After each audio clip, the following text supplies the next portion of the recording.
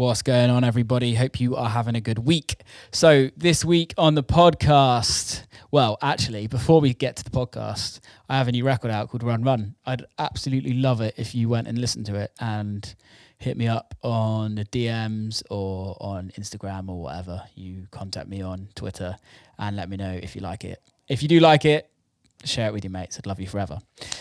Anyway, promo train is over and now we can get to the podcast. And this week we have Waze. Waze, some of you may known previously as Waze and Odyssey, and now gone their separate ways. And Waze, aka Firas, is doing his thing, and I'm loving it. I've always loved both the guys, but it's been really, really good to catch up with Waze. We haven't ever had a conversation this long in ever. We speak a lot about when we first met, and just a lot about the industry and how we feel things are going to change and how we've changed as people. It was a really, really nice conversation. It was 2 hours. It was a long one, and I just hope you listen to all of it and enjoy it. So without further ado, Waze. There we go. And we are live. What's going on, fella? Yeah, good. How are you? Yeah, really good, man. We were literally just talking about the last time we saw each other was at the US Embassy, which is a very random because thousands of people go through there every day, and we were like literally next to each other in line 3 years ago. You've just brought it back to me as well. We bumped into Orlando as well inside Really? that. Teed. It was the funniest day because we've never had that happen before. But you were just in front of us. Yeah. Wild. Us two were nattering behind you, and then, but yeah, back to a distant time. Yeah, when we're not allowed to leave our houses. Pretty much, we're an hour a day. I know the freedom of movement that we had was amazing. Let's be honest, and hopefully it'll come back. Yeah. On a scale, or maybe a bit more of a conscious scale than before. Yeah, I don't know. What do you think it's going to go back to? Do you think it's just we're just creatures of habit, and it will have, when everything decides to go away, it's going to just be like, okay, we're back to how it was? Tough one, isn't it? Because I think even though it feels like a long time, say a decade later, a year or 2 years might seem like a short period of time, and then totally, boom, it went straight back. Yeah. I was verging on a bit more on the I think things will change, but I'm not sure. A couple of people have said to me, humans are quite creatures of habit, so they'll just go back to the old school ways of doing things. If it could change, what would you want it to change? I think probably from a climate point. Are we talking about flights and touring or life? Everything. I think that people probably have stopped during this period of time, and I think that's a really positive thing. I think that there's more appreciation of what we had, I suppose, and because in this period, I think you'll probably understand this. Sometimes you feel like you're on a hamster wheel, and it's only when you sit down, perhaps on a Sunday, that you really truly reflect on, say, the mad week that you've had. But sometimes it feels like you're going through a F1 track or something, and it's a bit of a race. So I think that people look at things a bit differently, maybe, but I can't guess which way it's going to go. I mean, I think it'll be weird when we start going out again. I think that'll definitely. I think it's going to be really weird. I don't know if people are going to be I've got a feeling people are going to be nervous. Yeah, I could see that, definitely. I think it's more so going to be the older lot that are going to be more nervous than the younger lot. And I think there's probably going to be a lot less older lot going out as often. Yeah. Give it a year of being back to normal, and I feel like everyone will just be back to normal. How do you think, the industry is going to change, or is there anything you would love to see change? I think that in certain, I think with particular focus on music, I think that there's a lot of tenacious characters, shall we say. So I think there's a lot more friendliness across the board because of this, that there's the tone has changed with lots of the ways that the industry interacts with each other. Yeah. I think that's been a positive. Again, it's been lean times, as they say. So chance to reflect and think. But I think it's a tough one to predict with the industry. I think that you've got a few potentials. You could have the resident scene developing and more people getting their shot at DJing, or performing or playing out. I think that in some respects as well, it might be tough financially for things to get moving again. There's obviously a lot of, I think at this point in this juncture in hospitality and entertainment, nightlife as such, there's a lot of big beasts, I suppose, behind the scenes, your Live Nations, your SJMs, your AGs who have deep pockets and will be able to ride this out. So perhaps there might be an element of some of those companies taking on smaller venues. Things are changing. That's the thing. I suppose it's anyone's guess how we do things, how we act and buy. It's all kind of being questioned at the minute and modified. And will people want to do at-home kits a bit more when going out for a restaurant meal? You don't know. I do think that humans buzz off the company of other humans, though. Totally. So I certainly do think there will be a thirst to be around people, whether it's in the pub, in a club, in a cinema, wherever it might be. I think there's still that bigger community aspect and angle that makes people happy, really. I think community, I think you hit the nail on the head with the word community, is that we, as human beings, as much as a lot of people don't say they don't like being around people and they like their loners and just stay in the studios or stay doing whatever they do, community is such a key part in anyone's life. And no matter how small or how big that community is for people, it's about having the people around you. And at this moment in time, none of us can have anyone around us outside of our immediate family, really. I really want I really think you might be able to tell me differently, but I really think there's a massive divide in our industry between promoters, DJs and agents, where it's almost like everyone is fighting against each other rather than working with each other. And it's like the agents want more money. The DJs want more money. The promoters don't want to pay more money for the DJs or the agents, etc. But then the promoters are putting all the costs up front, and so it just doesn't feel right. I really like the idea of how the live scene works, where most of it's done splits on the door.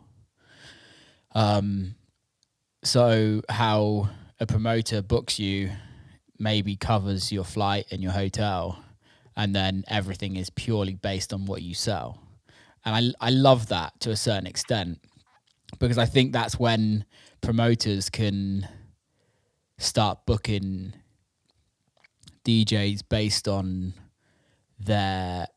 not just on their ticket pool, on them as artists, and really build like a real interesting foundation of parties again. Because I think at this moment in time, like, I don't play in Europe very rarely at all, but I play in America a lot.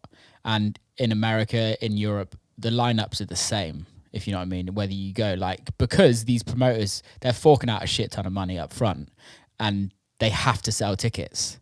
Whereas if you take that pressure off of having to sell tickets because they don't have the huge DJ fees, and you still have cool acts, the acts can still get paid if the tickets get sold, if the promoter does a really good job and the acts work together. I just like the idea of everyone working together a little bit more. I suppose it's got its formula, hasn't it? I think revenue splits are something they certainly happen, I think. Yeah. and probably with bigger artists that will demand or ask for, should we say, a percentage of the door revenue. But certainly it's something that happens. There will be new ways of doing things post this. I mean, I've got a suspicion that might be one of the models that some people are looking at for when people come out of this, and to get things going again, rather than having to outlay loads of money on talent expenditure, and especially when you're paying it up front, No, yeah, totally. I think it could be an interesting way. I know I got asked to do a show in London for Night Tales in January, which got cancelled, obviously, but that was a door split, and I was happy. I'd rather do that. It helps everyone out. It keeps the door price down for the punters going. Just got to hope that everyone works as hard as each other to get people in the venue, really. Yeah, exactly. But you must be missing the States then, because you were over there quite a... You know the story about... Can you remember? What? When someone says that, can you remember? I'm like, oh God, this is dangerous. In Miami, the first time we met? No. I will if you remind me. So we were at the disclosure party. Oh shit, yes, I do remember. It just came back to me then. That's amazing. You were so polite, and it was only towards the end you were like, so we were chatting, I suppose, to give some context to the story. We were chatting, and I'd for some reason mistaken you for Kill Frenzy, and we spent like 20 minutes having a really nice chat, and then it's only at the end that it kind of dawned on me that you weren't Belgium, and you were from Somerset in the States, and that was quite funny. But yeah, that happened a lot in my early. That was years ago. Yeah, it must have been. We were there with. I remember we were there with Jonas Rasmussen. I mean, that. Yeah, you were with Jonas Rasmussen. Yeah, Jonas was there. I think he was playing, maybe. Yeah, so I played the first set and the last set, and he played just before Disclosure. Right. But yeah, that happened a lot. Used to happen all the time. When I first started kind of touring America, everyone thought I was Kill Frenzy, and then everyone thought Kill Frenzy was me. So we'd especially at festivals and stuff where we were playing at the same time, people would be like, which one's which? We don't know. But he shaved his hair and shaved his beard off, so it kind of helped me, to be fair. Oh, it made me think back then to Miami. That was a great trip. Felt like that was the Brits abroad year. That felt like to me. There was just a big crew of people out there discovering it. It kind of come back on the radar. I think it had a bit of a lull, admittedly, but it certainly started shifting. That was the time it felt like that UK sound was kind of shifting over a little bit. Dusky were there. Dusky, Disclosure, Jonas was there. Gorgon Boys. We had we stayed in some ramshackle hotel because it's always a nightmare trying to get accommodation for Miami. You're never sure on what gigs you've got, all very last minute. And as often we'd share a room, me and Serge. And I remember we had so many people back to our room one night. It was like, I think one of the Gorgon lads, or somebody sat on Serge's laptop, which was like, one of those moments. But yeah, it was funny. Just how many people can you get into a room? I'm pretty sure you came. Did you maybe? That was probably Kill Frenzy. Justin Martin came, and Dusky. Oh yeah, I think I was there. And it was in some little corner room. But yeah, good memories of Miami. I kind of never really I kind of grew to love Miami in the end. Really? I had a love-hate with it. You hated it? I have a love-hate relationship with the WMCs, or Miami Music Week, they call it now. It's just that it's so fun, but it's also such a shit show at the same time. It's organised chaos. You kind of look at it, and it'll be interesting. It's one of those things that are kind of a bit, almost it's ingrained to be like that. Yeah. Will it be different after all of this? Who knows? No. Miami will stay the same. It stayed the same throughout the whole of coronavirus. Yeah, it's kind of hard to keep. I think DJs club hop so much, and they can play sometimes twice in one night, and that's weird because there's an ebb and flow, I suppose. Yeah. But as a place, I kind of started to like it and think it's sunny. It's it's nice weather and that. But it was cool. We got, depending on the sort of promoter that you had looking after you. You get to see so much of the city, and I'm really grateful to this couple. I think once we played at Bardo, and they took me down to the Arts District to hang out with some friends, have some drinks, and DJing in that respect was amazing because you'd have people pick you up, and if they wanted to engage and kind of hang out, they would show you the best of that city. Yeah. And it's one thing I think about constantly now. It's I think we got to see. So much of so many cities from a kind of local perspective, which was the coolest thing because, I went traveling when I was in my early 20s and went to the States, and then I look back to LA and I was so kind of petrified. It was just so big and so new, and you don't know anyone there. You don't know what's good. You don't know where to go. You don't know where to avoid. You don't know. It's nothing. But that was, I think, one of the best things of kind of digging in under the surface, I think, of some of the particularly American cities, Yeah, I think the American public as well are very, especially if they're coming to see you in a club, they're very open to just like open their arms and show you. They're like very city proud, very patriotic of their cities. And I've got friends, I'm sure you do as well, but friends all over the States that every time I go to a different city, it's kind of like visiting the new friends or visiting the old friends that you met last time and going for dinner and visiting around the cities. And I love that about America because each city you go to is just so different. Whereas in the UK, like every city's different, of course, but we're such a small island that realistically, like, you can be in any city within about 3 hours especially if you live in the middle.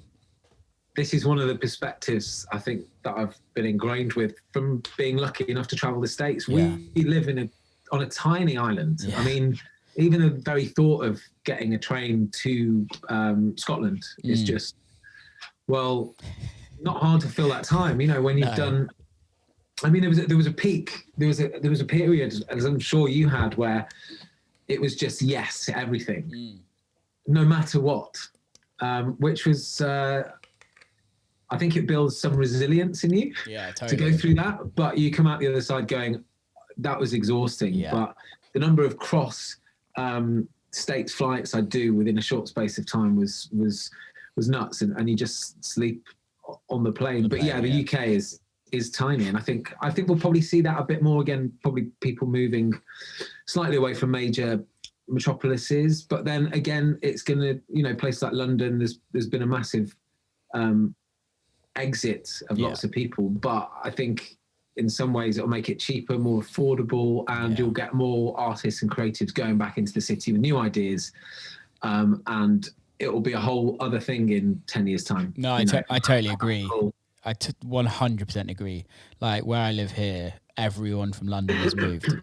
Like literally about 200 new houses have been built over coronavirus, and they've all been sold before they were built. And it's 90% of people from London just escaping London. But you're right, it's the same in New York. Like obscene amounts of people left New York, and that just like property prices has gone down massively in New York. I kind of like keep an eye on it, and you're like, it's still expensive. Don't get me wrong, you're still in a major city, but if you can get like a 3-bedroom apartment for less than $1 million in New York, you're kind of laughing.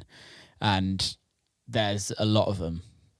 And that does bring rent down and makes creative people go. And it builds, again, it goes back to building communities again. It builds interesting communities and takes the suits out of the city, which is ideally the good thing. Have you ever played in Zurich? Zurich? No, I haven't. It kind of dawned on me that, I mean, London, I moved to London in 2005 and it was just a great time to move down there. It was still rough and rugged and raw. so much stuff off the beaten track, you know. It's kind of, I think the sort of time when Banksy moved down was 2005. Yeah.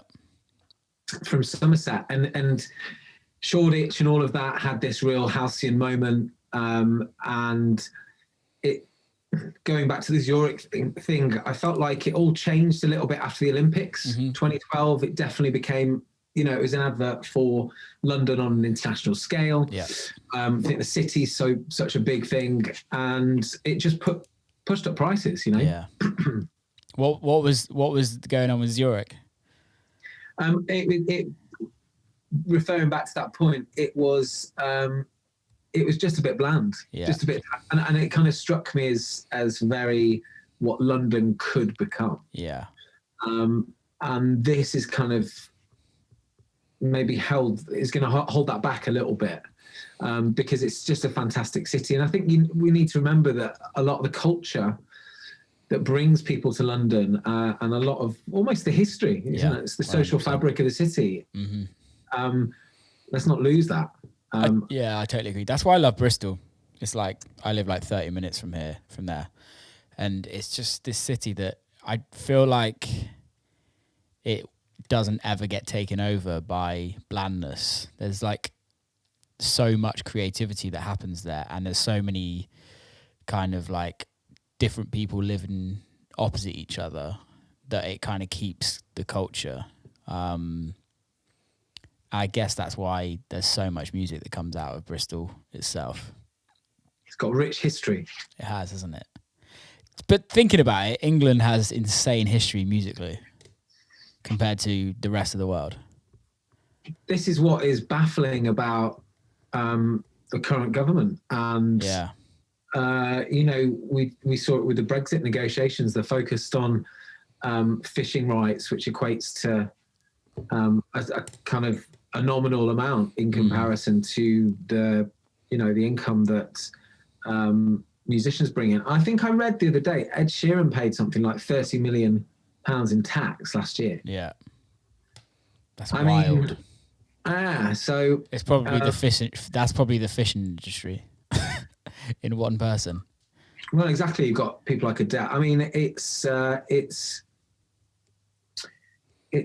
bizarre, to be honest, that I think more thought or consideration, really isn't given to. I mean, I think the visa situation for any of us is probably slightly concerning with regards to going to Europe and performing. You know, something like Canada, from your experience, I'm sure you'll know as well. It's you get a letter and you let in. You know, very relaxed in Canada, isn't it? Yeah. Obviously, kind of got some formality to it. The States, you need your visa. Yeah. Australia, you need to do a tax return, etc., etc. How hard will it be to go to Europe with, I think, like, obviously I'm all against leaving Europe 100%. But I've seen like a lot of like kick up in the artist community, which I totally understand and I get it. But at the end of the day, we're a completely different country now. We're not part of it, if you know what I mean. And what do we do to everybody else that's not part of our country? Like, we make them get visas. So as much as it's frustrating, I do understand that. I just wonder, I just don't think that they can possibly make it that hard, because we'd just make it just as hard for them, and they need us and we need them, if that makes sense. So I just don't really know how it's going to go. It's a little bit like for like, isn't it? Yeah. You can understand why they're going to put in totally those measures, but it's just it's going to make things more complicated for us. Yeah. But I was reading something and it was saying that it's only after a certain amount of time that if we spend more than 30 days in Europe, but I could be wrong. I could have just read it wrong. I'm not the best reader, but after 30 days is when you have to apply for a work visa. Right. I don't know. At the end of the day, we can't fucking go anywhere at the moment. And I've started to miss it more recently. I think there was, in some ways it's been good to have a break for me personally. Yeah. No, I agree. I think I was kind of ready for one. It's been reinvigorating slightly. But I do miss it. I mean, I was so lucky. The States for me was a real favorite place to go to try and understand, to try and get beneath the skin of it, I suppose, so to speak. And I think probably managed that in New York and LA particularly, and spent really good amounts of time there. Used to have some friends in LA that let me cat sit for them essentially. Yeah, amazing. Shouts to Lisa and Alex, and Rathbone and Nancy the cats. And they've got a lovely spot up in Laurel Canyon. Nice. They've got a project called Fleet Map Wood, which is a tribute to. Cool. And yeah, it was amazing. I look back and just the freedom I had, you know, getting on a bike in the summer in Brooklyn, cycling around, experiencing loads of different record shops and food, meeting so many people. I think music, again, one of those great icebreakers. You go to a city, build up such a crew of people. I used to spend a lot of time with Gavin from Walker and Royce. Legend. Always catch up with him in New York. Eli Escobar's another one. I'd always kind of run into him out and about. And yeah, I've missed that. I think in more recent weeks, I've started to think I'm looking forward to it all kind of starting, but in a more moderate way. I think it's there's an intensity, I think I'm sure you'll agree with, that can be quite overwhelming after a while. And I think you have to do things in a considered way. And I think it's probably been a good thing in some ways for lots of artists to reassess and reconfigure. And you know, you look at things, don't you, a little bit. I've tried to break music down again to being a hobby in a weird way. It's nice, that, man. I like that. You're the first person that's said that, like, ever. That I've, like, again, it's gone from music being a full-time, and it still is a full-time thing for you, but having that look on it. Oh, it's been liberating. I mean, I realised how in it I was. And to kind of step back has been really good. Yeah, I bet. It's just been, I mean, I've got a side project called Ninth House, which is a bit more anything goes. Waze, I suppose, is a bit more of the kind of jump up electronic dance, you know, happy dance music, geared towards radio, that sort of thing. But Ninth House was a real good step in the right direction, just to take risks. I think I was slightly underwhelmed by some of the music out there and felt like it was getting a bit stale. Again, building up your experience from going through the process of doing it. Couldn't get some things signed at the beginning, then got some bits signed on labels that I loved, and it just gave me the confidence, spurred me on. And I think the only thing I realized from it was just do it. And it's been nice to step out of the overthinking stage, and I'm sure you'll attest to this, but there can be a lot of high dramas in electronic music and music in general. It's just the nature of the beast. It's that kind of those kind of quite gregarious characters that are, you know. I'm going through one at the moment. I'm going through a splits argument, and I'm just like, it's so much. There's so much more stress, and it's like we all started a record with all the best intentions to write a great record. Yeah. And now the business side of it, it's when the business side of it comes in. That's when the characters come out, that I find. And it's like people get greedy, and you're like, well. And sometimes it's marginal gains, because it can come down to, say, like a small thing, and instead of allowing the track to happen, you've then got, you know, a disagreement, and it kills the energy of the record. I mean, that's been a key thing for me, is to work with people that you really buzz off anyway. Totally. And I've been really lucky with some of this new Waze music that will be coming later this year. It's felt very natural. Like people I've collaborated with, I've wanted to collaborate with them. I've wanted to work with them. It's not felt forced. It's felt really natural, and it's got better after building a relationship, and again, building that community, rather than, you know, there's been experiences where you're thrown in a room with someone unexpected to write, and you don't know anything about them. So just even in, you know, I'm like to think I'm fairly social, so I would like to. You want to build a relationship before you call them and say hey first, and then you kind of maybe do a FaceTime or something and just get comfortable, and then then next you're in a room with them writing, and it's like, oh yeah, cool, and you create a space. A lot of it is about creating that space where someone feels relaxed. You don't know what goes on through other people's heads as well. Are they feeling pressured to write something? Are they feeling a bit, but yeah, I think that I can see the nitty gritty side, which is always important to consider, and you have to really look after that. It takes the shine off the creative side. Yeah, massively. It is rough. It is rough. But you're 100% right when working with somebody or people or whoever, like that relationship is so key.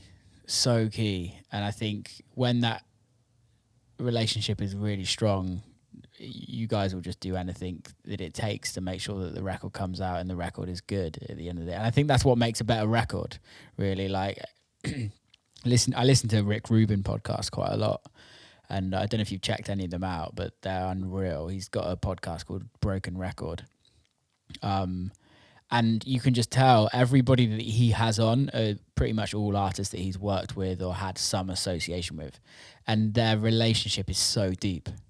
And then you totally understand why the music that comes out is so good, because it's not surface level shit. It's real, like, they know everything about each other. Like, I was listening to the James Blake one, and James was at his studio Stranglers and spent, I think, like 3 months there, and literally lived at the studios, met his now fiance or something there.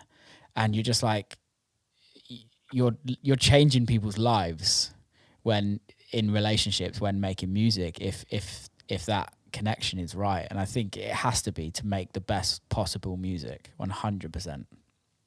I think I've understood a lot more of the what producers do, so to speak.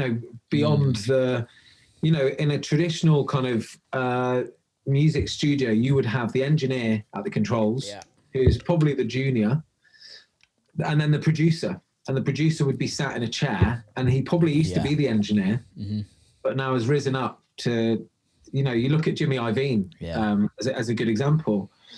And speaking to people that produce records for people as well, I kind of just started talking, friends with a guy called Ollie Boxed In. We did some tracks under the Ninth House. We worked together, and amazing fun, like amazing individual. And I kind of just said to him, so I can imagine with the band, you're kind of in the middle, wading through the little eccentricities and nuances that this dynamic has. And he said, that's probably 80% of it. And if you think, you can have quite fractious or tense relationships within those sorts of situations. And that person acts as a bit of an anchor to kind of, provide perhaps a certain style, a sound. Good producers will be consistent. They will have had some success, but they'll be respected. They'll be known for what they do. But a lot of it is just probably being slightly cool and going, that's right. So, because you're going to have like I'm sure you'd have the lead singer and the lead guitarist going, that top riff's the one. No, it's not. Mine is. And it's less about what's good for the act or the band or the project or the album. Or the ego. It's more about, I don't want to lose. Which is ridiculous when you think of it. But you can see how people get trapped in that. So it's almost having another pair of eyes. It's having, it's like a coach, or it's having somebody nurture the best. And that's why, I'd love to, at some point later down the line, I think, move into that world a little bit and experience that, because I think it could be a lot of fun, and you're working, you're trying to make someone's songs come to life, so to speak. I think the thing that appeals to me the most about being a producer is like having the best people at what they do in one room. And I guess I've started doing it in lockdown, where I've had sessions with songwriters, singers, key players, like the things that I'm not the best at doing myself, but having other people that can do it so much better than what I can do. Yeah. And that's what appeals to me about being a producer, is that you've got this like amazing amount of talent in the room, and just down to how you are as a person can bring the best out of people. And that's 100%. all down to the relationship. And I think you're right. And I think, as I'm pretty sure you'll agree with me, in the like house and techno kind of industry, you're expected to do everything.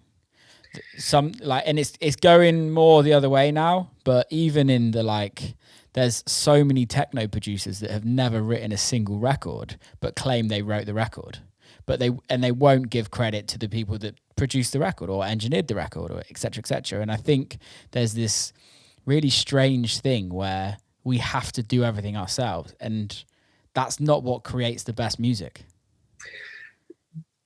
You become there's an amazing pop producer who I mean, he did the Hot Natured album, called Mark Ralph. Yeah, he's amazing. He taught me so much. Yeah. I mean, it's a lot of it is down to the relationship, and him kind of just being such an amazing person that he'd meet you for breakfast. I did studio sessions with him probably around 2008, 9, 10. Yeah. And that's when I was just working in my laptop, and I was, going to a studio in West London.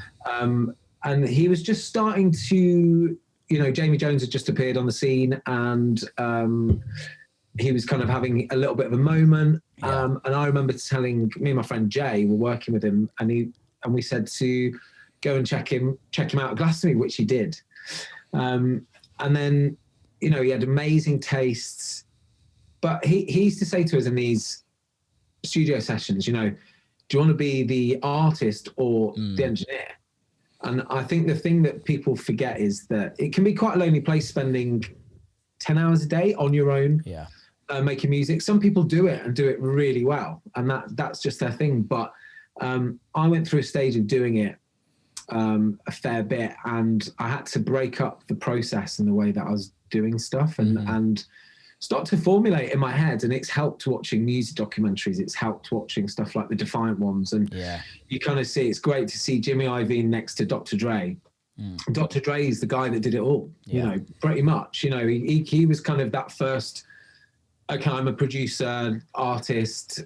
Prior to that, people would go into a studio and have somebody engineer. There's always talk about lots of quite big famous musical artists that are the ones with the vision and the ideas.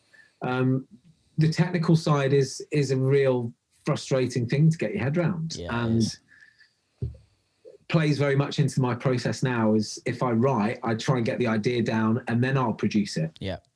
But I'll still get a mix down done. You know? Do you get it mixed down externally? Yeah, Nice. I started to think to myself that I'm not happy with the sound in my room. I think I can get it. I think I can get it there. It's just having a second pair of ears on it, I think, is often good. So I can work with a variety of different people, really, but they can really add so much. Massive. And there's only so far that you can go doing it yourself. And what are you doing? Are you wanting to create the ideas, or are you wanting to finish it off? Get that extra 20% out of it. But it can be soul destroying the reason I moved to start doing that was because you could spend a week on a record and then you listen to the first version and you go, I preferred that. Excuse me. Which is the worst, because you've spent so long. But that's the part, if that's the part of the creative process, then it is. Who do you use? I've used Kevin from Wired Masters, who is fantastic. He's great. And he did one of the Ninth House tracks that I released with Dusky, and then we used him for we used him for a Waze and Odyssey track as well. And then I work a lot with Craig Mack, who's from Mac and Basement. So really, is he doing stuff? Yeah, DJ House put us in touch, and I was just getting frustrated with certain.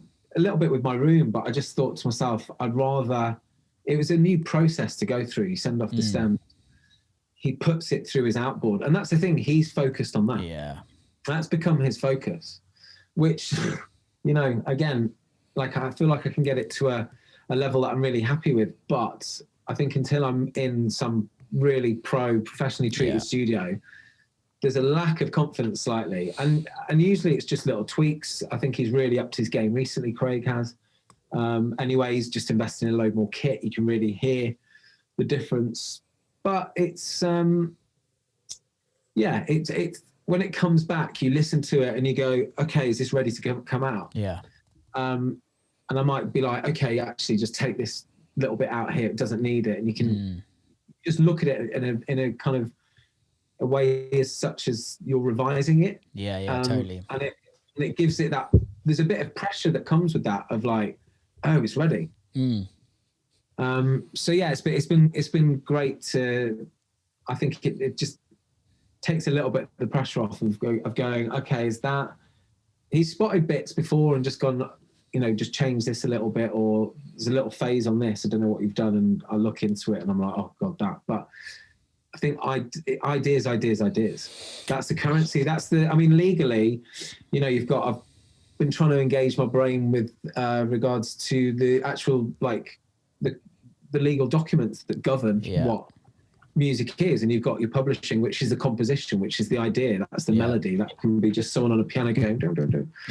And then you've got the master, of course, which is the recording. And it's quite interesting when you do start to get your head around it. And also seeing it at we were lucky with the Waze and Odyssey project. We did some bits with major labels, and you really start to see the teams that are involved. And you know, I think people want to profess that, oh, it's just me in a room, but everyone from the Chemical Brothers to Calvin Harris gets mix downs. I mean, it is just part of the beast. I think there's a lot of confusion about how extreme, and like you say, there's some techno producers that haven't ever written a track but have released, etc. Yeah, very true. There's, you know, but then there's people that have a little bit of help, and I think there's this. I think, people get a bit confused about what help is needed when, and he's, you know, I used to say to certain friends and colleagues, you know, people don't make movies on their own. No. You know, you've got your producer, you've got your director, you've got your script writer, you've got your guy that does the grading on to make it look really nice, you know, on screen and so on. But I think also the element of being locked away is there's no community, there's no buzz. And I think that's what's stifling some of the creativity. I think that getting loads of people into a room, well, not loads, because then you've got loads of opinions, but at least getting people into a social scenario.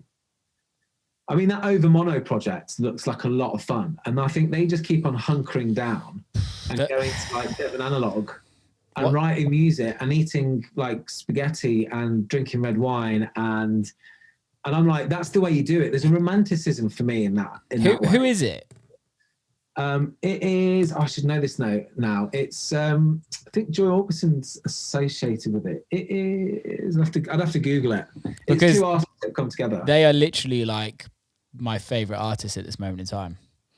Oh, some of this, I mean, you can tell they've got the imagination. I think that's the point I'm trying to get to, is that I think you have to snap out of the kind of routine of what you're doing sometimes and mix it up and actually enjoy it as something a bit different. I love the romanticism of the Rolling Stones renting a house in Italy to record Exile on Main Street. I think that's super cool. I think that that's the way that you harness the creativity. I think that the way we do it is quite, it's not that intuitive sometimes. I think the thing is tell me if you think I'm wrong, but we're trying to be creative. We're trying to be creative people and create really interesting things in terms of music.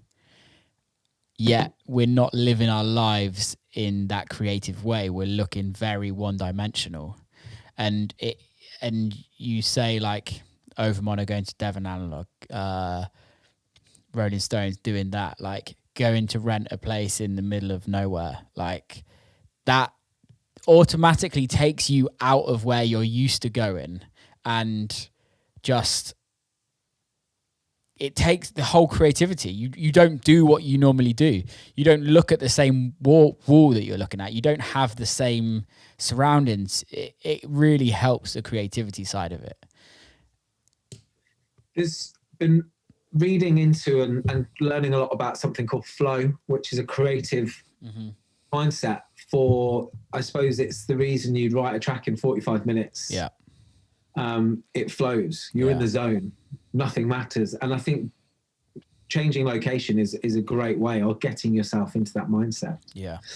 I went to Devon Analog and I finished and wrote some music, but I finished a load of stuff that ended up coming out on 17 Steps, which I was super happy with. But I think it was August, obviously not the one just gone, but the year before, so 2019. And I did 3 nights there. It was amazing. Yeah. I mean, you just go into a zone, you buy your food, your shopping and your wine, etc. for a couple of days, and you lock yourself away and you just tinker and it was a brilliant experience. I can't wait to go back. Does Tristan is Tristan there as well, engineering?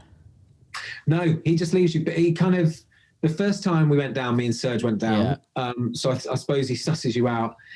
I think you get the odd character that maybe comes down and gets a bit excited and starts banging on the very expensive synths. Yeah. So I think he kind of monitors you a little bit, but last time I went down, it was just straight in on the computer, writing riffs. It's all set up so intuitively. I mean, they're a lovely couple as well. They cooked me dinner one night and brought it over to the amazing, the little rave barn, and we had some red wine.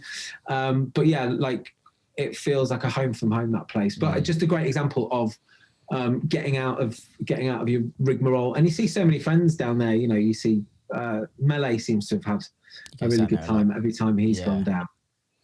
But yeah, I think that's a genius thing of having something that's accessible.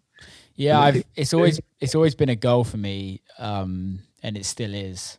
But because I pretty much live in the same as what Devon Analog is, and I've always had this. I really want to build a studio, not like Devon Analog, because I want to do more band orientated stuff, and I want to have a studio that has like a live room and lots, kind of a bit of a, not just analog gear really, just kind of more where a band can go rent it out for a month and kind of build that, but in the middle of nowhere, nothing around you. There's always been kind of a goal for me, and coming back home for a long, I've not been back for this long in 6 years, I don't think.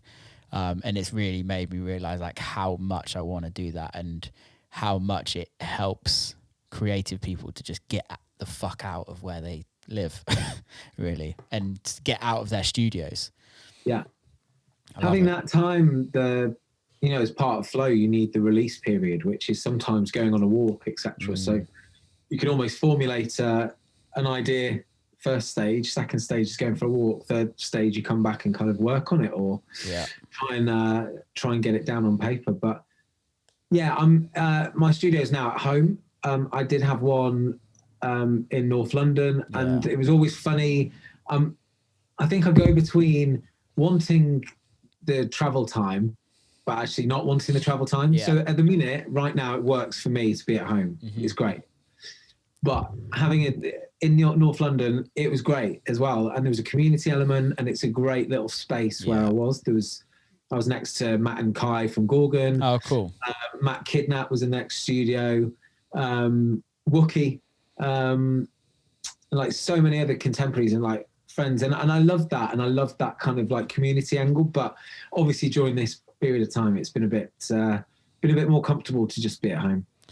I think I've always had home studios until I lived in LA, and then I had a studio on like Sunset, and wow, it was really interesting because my studio was tiny. It was like the vocal booth of a big studio, but it was literally on like Sunset and I can't remember, but it was literally like in the thick of it.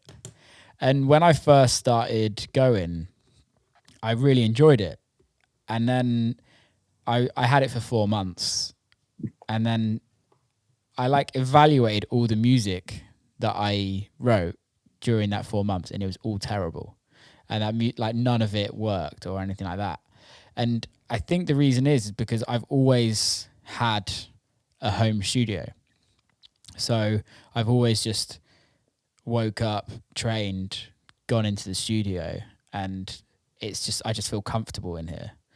Whereas going there, it was almost like it's still a full-time job, but it wasn't my home, and I couldn't feel comfortable, and I kind of like had to like, it just didn't feel mine. And I set up a studio in my place in Detroit, and also I have one here, and it's just like, I love it. I love being able to just wake up, go in your pants and sit in the studio and just not have to worry.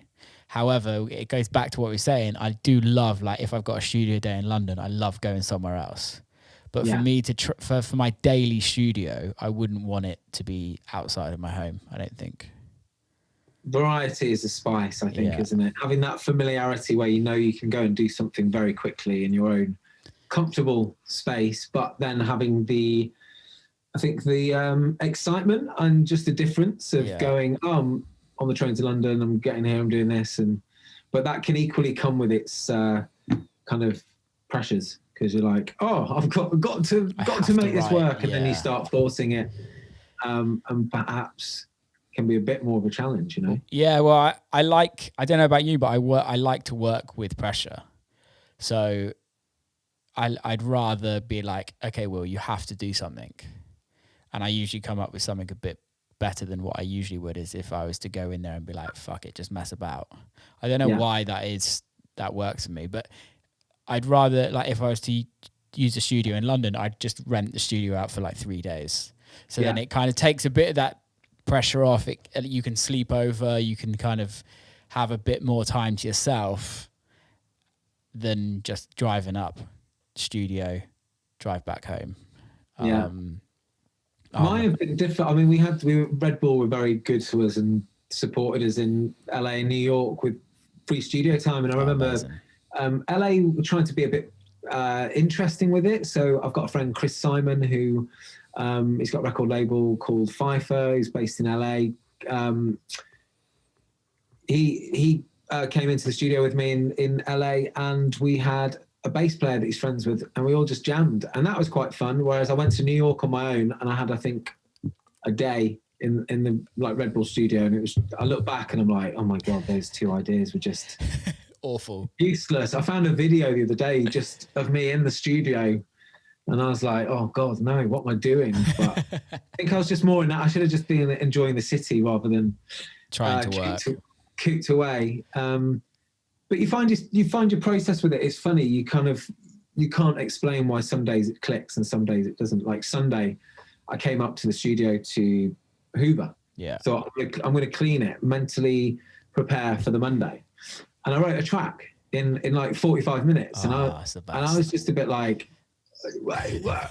And then I came up on Monday, and I was just beating myself up after like 20 minutes, just going, I've lost it again. But I now understand it. I think when I was a lot younger, I just used to have days when I'm like, I'm just rubbish, can't do it. And then when it really takes a hold of you, it does flow, it comes out, and it's, you start to go, how did I make that? What did I do? And I look into the project, and I'm like, what was I doing? Something just caught me, like a sound. Yeah. And I just played with the arpeggiator. And then, like this track I've just done the other day for Ninth House, I think it's going to Sasha's label. Oh, sick. And it literally just came in a day, and I'd been like, I don't know, I'd had a really funny run, actually. Yeah. Like I kind of down tools in December. Just like not quit, but like time out. Felt exhausted by it. Yeah, I kind of felt a bit, I'd done a load of work up until end of November and was really happy with it. But it felt like a good time to stop. Yeah. And then it took me a while to get back into it after the New Year, but feels nice to be back now. Yeah, I can relate to that massively. I go through stages where I don't stop. That's the thing that I think kills me, is that I keep pushing, and I'll eventually come up with something good, but it's still not coming from the right place. And then I'm like, okay, I just have to not do anything. However, if you're touring and everything like that, it's fine. It's easy because I can go and do stuff. Whereas now there's only a certain amount of walking I can do. There's only a certain amount of like cooking I can do, which I think that's the thing I struggle with, is like, I can't busy myself, because I don't know about you, but like when your life revolves around really one thing, it's like, well, I just gonna have to try and do it again and keep going. But you're right. It's very healthy to be able to just stop. That's part of the flow process. I mean, there's 4 stages, and the 4th one is recovery. Yeah. So let's talk about this flow stuff. I want to know more. You kind of mentioned it a bit. What's it based on?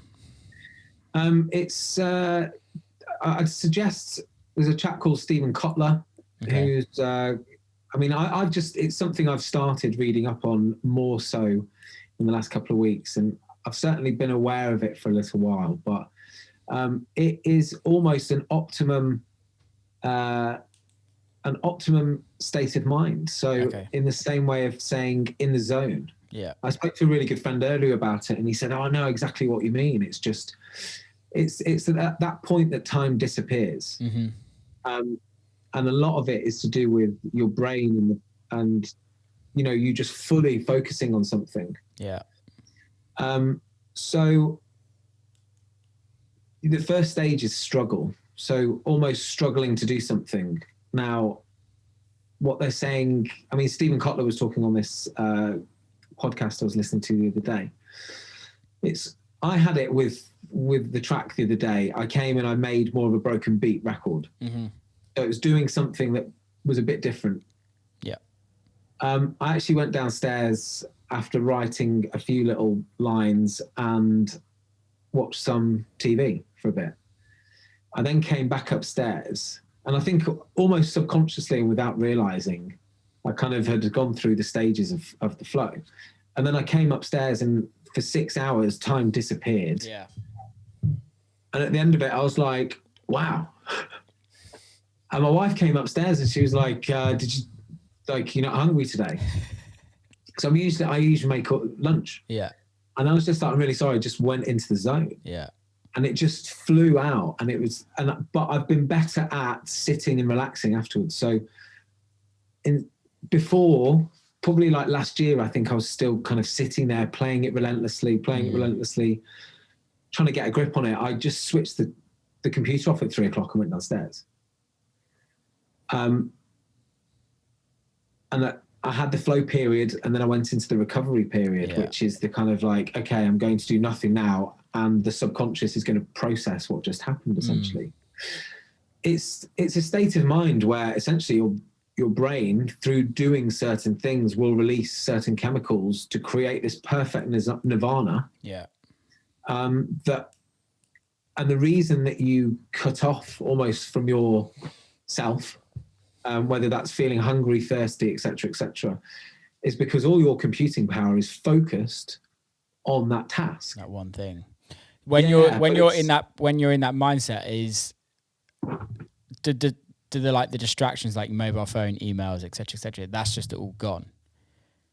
I mean, I just didn't look at anything there was no inclination to look at any emails or phone, and I just had my phone down. I'm quite good at creating the environment. I did notice soon on to try and nurture some creativity. It's the worst. I mean, I don't have notifications on WhatsApp on my phone. I don't have any notifications. Yeah. You have to. I mean, I'm old enough to remember a life before phones, the internet and mobiles, and definitely in younger years I got to experience kind of a period of time when we didn't have the distractions, and I'm pretty convinced that we're losing a bit of imagination sometimes from being so automated towards these devices, and I'm probably as guilty as anyone. Yeah. Being on them, because we're all human and susceptible to this. It's a dopamine hit. It's a drug. And I've corrected myself. I've been a lot better since switching Twitter off and Facebook and Instagram, and that's been another thing. I think a lot of artists in our realm will understand and appreciate the idea of when you're in the studio, you're having a break and checking Instagram, which is probably one of the worst things you could ever do. I do it every day. I've got the habit. Oh, 1 second, mate. 1 second. You're a bit all over the shop. There we go. I think you're back. Cool. Yeah. Go for it. I think it's really dangerous to do that. I think that it never worked for me, for many reasons. But I think you need your brain to go into a zone. You need to create the perfect chance for it to. You need 4 hours at least to go. Yeah. Okay, if I hit on a really great track or strand, so you've got a bass line, it just comes to you. You're like, great. You then get the excitement, don't you? You get the energy of going, where could this go? What could this be? And jumping on that is the key thing. And, I think with music, it's not just a case of like doing emails where you can just bang them out. It's a whole other thing. I mean, one of the biggest things, I'm a father. Got a little boy, and one of the biggest things has been getting my head around this new world that we're in and nurturing that ability to be able to write still. But I'm pleased to say I feel like I've done it. I've found like the space and the kind of the sort of starting to find the information and understanding it a bit more. How long have you been a dad for? 3 years now. Did you find when you became a dad, because I'm single and not got any kids or anything like that, but most of my mates that have had kids, obviously it completely changes your life positively. It just, everything's very different, right? It's not positive or negative. It's just very different to what you're used to. But I find a lot of my friends that, especially in this industry, that have had kids and their, what's the word for it? Their focus is like gone much more. Totally. My family take up, I have to give this amount of time to my family, and this small amount of time is my career. So I have to really focus in on what I'm doing. And generally they become a lot more successful from that. Oh, the focus definitely increased. It's having a finite amount of time compared to perhaps when I was, 10 years ago, living in Clapton, East London, footloose and fancy free, and no real pressures. And I think the focus, it's a different thing. I've loved it. The touring side was quite difficult to get my head round. Is that because you just want to be at home with your family, or is that just because the like extra stress it's putting on your partner, or like what is that? It's a mix. It's a melting pot. It's the I have a very understanding partner, Karen, and a lot of it is you come back and you're exhausted. You just crossed a few time zones. I mean, I tried to remodel how I was touring in the States in 2019, but that started involving going to the States for a weekend. So leaving Heathrow on a Saturday afternoon to play in Miami Saturday night, to then fly to San Francisco Sunday to do a gig, to fly back Monday. And I very quickly realized, I was like, I'm not sure about this this new model, because I missed out on the kind of, you miss out on the week in between. It takes you from pillar to post. I like the way that bands tour. Yeah. I think there's something to be said for that. I think the hamster wheel effect for DJs is it becomes cyclical, and there's an argument of make hay while the sun shines, but there's also the argument of having a sustained career. And I do like the way that bands will kind of have their writing period or creative period, have their recording period, they'll have their, release, and then they'll tour it. And I think that feels like a more sustainable model, really. Yeah, because Rolling Stones still going at the tender age of 80 something, My manager, when I started working with him in beginning of 2019, he was like, he used to be like a huge agent in America, and he was like, we need to change your touring schedule. He's like, I get you want to be touring every weekend, I get that you absolutely love being on the road, but it's actually not, it's not good for you mentally, physically, and it's not good for your image. Like, you have to create a need for people to want you. And by being so readily available is actually not good on your career. It's not good for anyone. Even though you're doing different cities all the time, you eventually end up doubling up cities and things like that, just because there's not enough cities in the world to just keep going for that long. Yeah. And 2020, we literally started that. I had like a 3-month tour, and we were going to take like 2 months off. Now we've taken a year off. But it feels so much nicer, to be fair. Yeah, limit. I think you have to keep the excitement, don't you?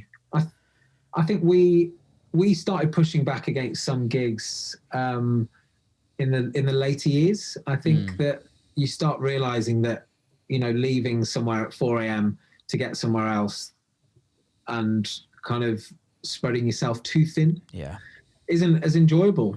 So that's one of the things we started to do anyway, was strip back. And we did a festival in Montreal. We were meant to go somewhere else, and we got a bit of stick about it at the time from like management and agent. I think they just wanted to get it done. Yeah. But we were like, why are we rushing off? Kind of want to enjoy Montreal. Yeah. Enjoy the experience of being there. Less is more, I think, and I think having an appreciation is a really positive thing and a good thing to do.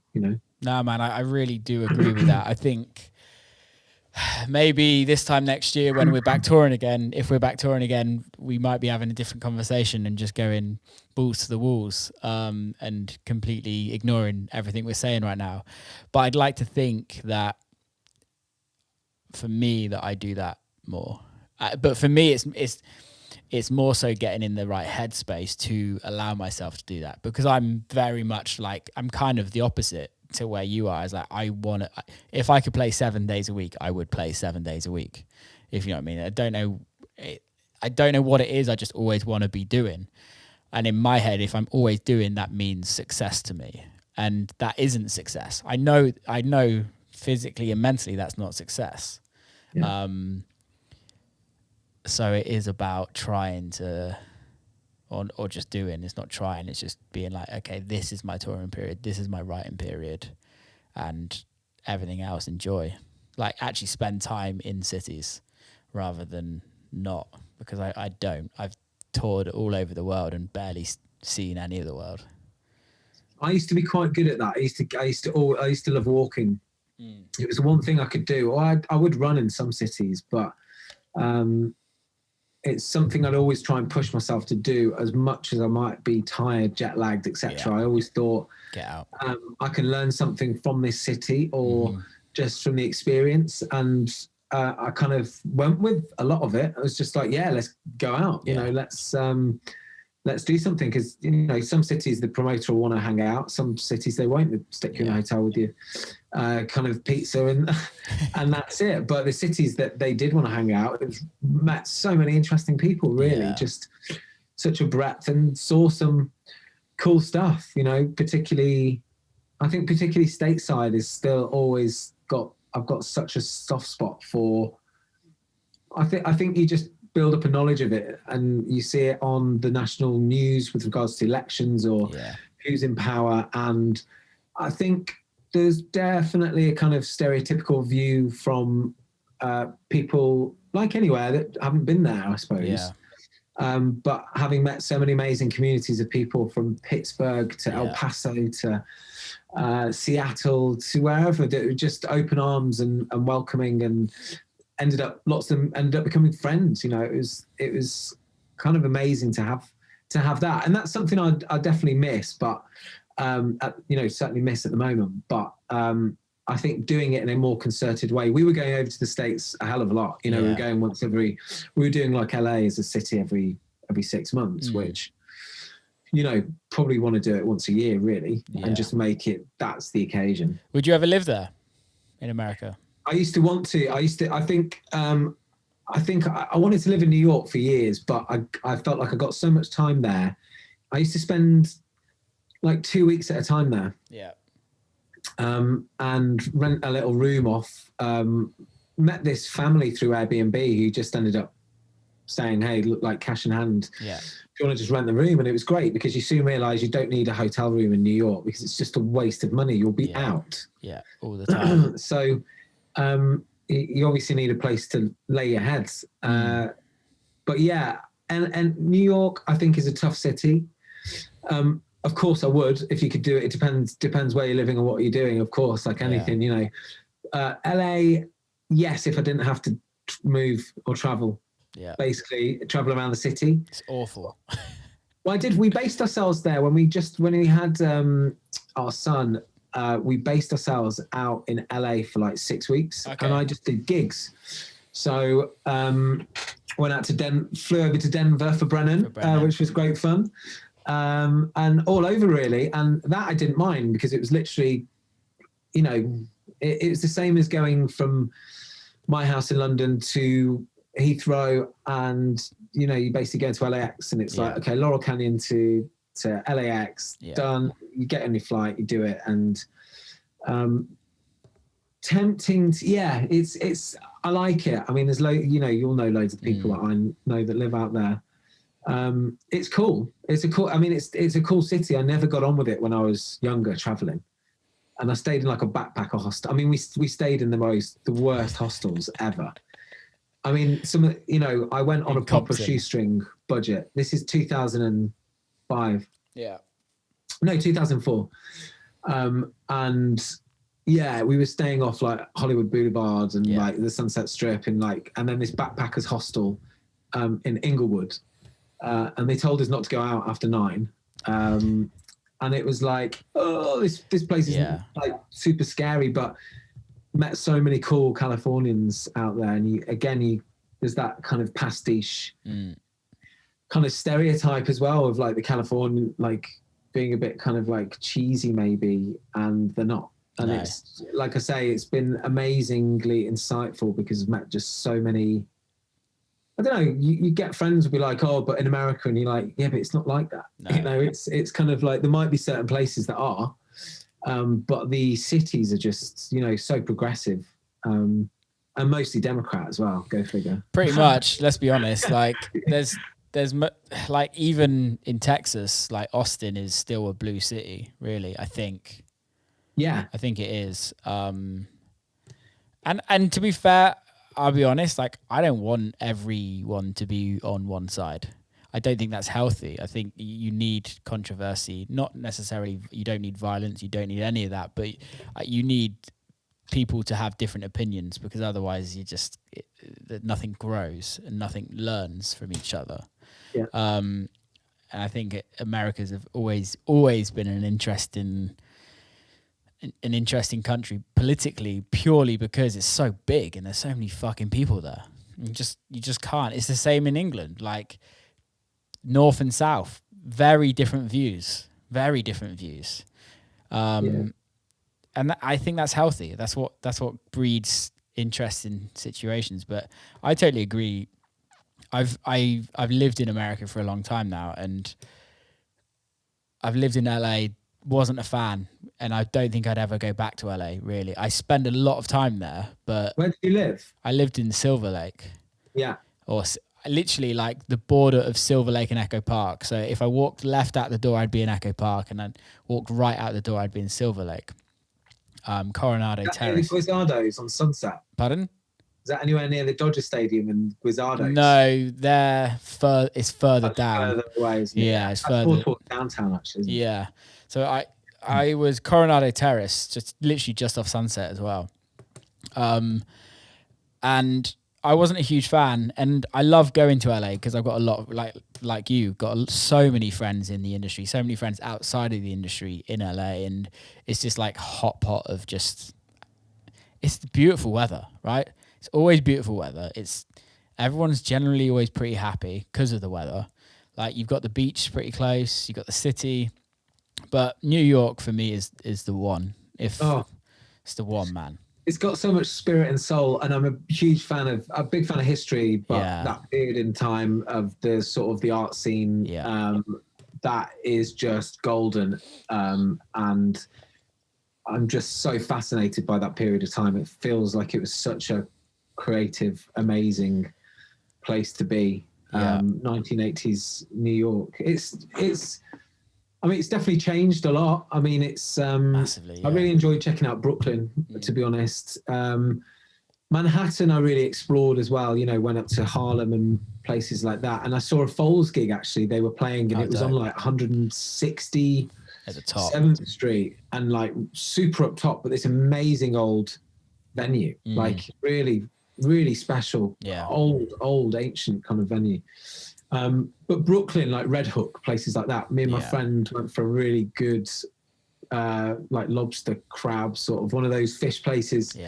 Where it's just like, whoa, how much? Like all this much money? Like in England, this would cost you hundreds of pounds. But it's the character of it. I mean, I used to find it quite depressing to come back to London after I'd been in New York, because I was just so infatuated with it.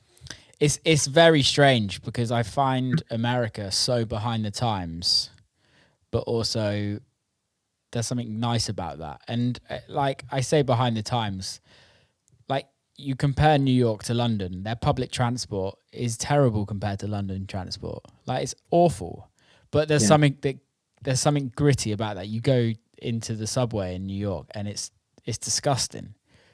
It's like a bit you'll go through some stations and you're like, some shit's happened here. But that's what I love about it. Oh, it's raw.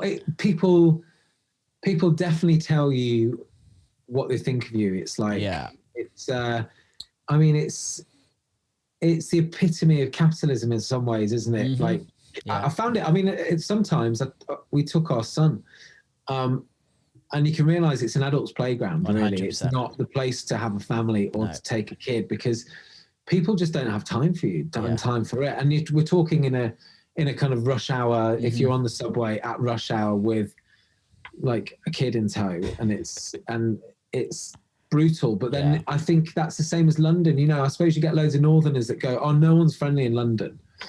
And there's actually a load of people that are, but I think everyone's just on autopilot to get to where they're going. And that's it. When they're in the street, they are just like A to B, head down, get through it, do it. So it's great when you can kind of break it down a little bit more, and you meet your friends, and you meet the people you kind of hang out with, and you go on. I mean, I've had some amazing nights in New York, you know, ending up at Soul Clap's bar. Yeah, what's it? Black Flamingo. Black Flamingo, that's it. And there's no regular play guys who are just amazing, like Greg and Nick. And like we all, oh God, just piecing it back together now. I think we'd seen like Darshan Dashani from Metro area. Well, it might have been Morgan Geist, actually. He played Verboten. Yeah. And then we all went to the Black Flamingo and basically locked in there till about 6 a.m. And those sorts of memories you look back on and you think that's just pure brilliance. Almost reminded me of like East London, Dalston in its heyday of, I think Brooklyn's definitely had that had that period of time and that kind of romance about it, because just some of the places we used to play. I mean, I'm sure you did warehouse parties. We played for Gorgon City once on Halloween in the middle of nowhere in Brooklyn. And was it 99 Scott? Maybe it's kind of like a weird, warehouse. It's got like lights in there, warehouse. Yeah, 99 Scott. Oh my word. I mean, phenomenal. And some of the windows are smashed out still. When I played there, like the windows were like still smashed out and you're like, okay, let's go. Let's do it. It it's wild, and you're just like, how does this place exist? But it felt a bit, it felt really special in that way. And maybe that was it, because I think I'd done London for so long, and there was a real period when, you know, Dalston and all of that, and Shoreditch as well, and just before that was a great time to go out, you know, stuff like T-Bar, and then you know, Secret Sundays, Mullet Over, all those sorts of parties. I think thinking back to it now, you go, oh, actually, I can see how that makes sense to me, because I think London got to the point where it couldn't go any further. Yeah. It didn't have a Brooklyn to expand into. Brooklyn's huge. Massive. It's massive. Whereas, you know, once the Olympics came and we got to Hackney Wick, that was the end of Hackney Wick. And the thing with Brooklyn being so big, you can have Williamsburg that used to be rough. It used to be the artist area. Well, before the artist area, you wouldn't even walk around. And now it's more expensive than the city to live there. And it's proper like gentrified and hipster. But then you go to Bushwick and you just keep going out and out. And it just eventually you find somewhere that has something cool.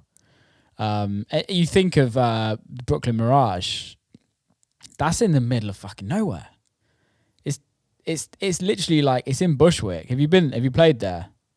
I don't think we have actually. Oh, no. dude, it's the best venue New York's ever had. It's like an outside castle, pretty much. Wow. In like the middle of an industrial spot. But yeah, there's nothing around there. But you can guarantee you in 10 years' time, everything's going to be around there. And it's going to be hotels and it's going to be hustling. And that's the joys of gentrification to a certain extent. There's pros and cons to it. Yeah. But you're right. Brooklyn, America's so big that you can just keep expanding. Yeah. There's so much space. Yeah. So much. I love it. That's the part of Detroit that I absolutely love being there. Is it's still kind of lawless to a certain extent. There's new venues popping up left, right, and center. I literally got a message on Instagram from some dude in Detroit that just bought a new venue, and it looks like, you know, the opening scene of Blade, in the first Blade, when it's just this like dark, dingy warehouse. It's literally exactly the same as that, and I'm like, I cannot wait to play a party there. And they can open venues up a little bit illegally, and there's not as much policing around it, which has its pros and cons. But that's what I like about Detroit, is that you kind of still get that rawness. And I think you're going to get that rawness for a while. Oh, excuse me. Bless you. Oh. Thought I got rid of it by doing a little but apologies. No worries. Detroit, I mean, it's amazing. It was amazing we played with Gorgon. Yeah. At St. Andrews. So it's kind of the place where Eminem started out. Eminem, the Shelter. I think it was St. Andrews, or it's like this old hall. Yeah.